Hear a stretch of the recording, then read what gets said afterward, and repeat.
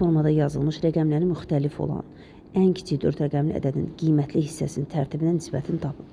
Ümumiyyətlə, ən kiçik 4 rəqəmli yəni rəqəmləri müxtəlif olan ən kiçik 4 rəqəmli ədədimiz 1, 0, 2, 3, yəni 1023 olar.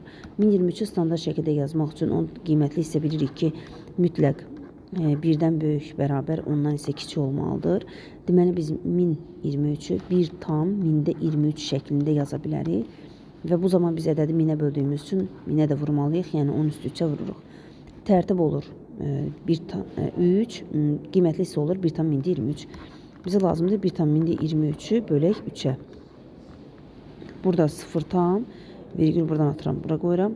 10 içərisində 3 dəfə.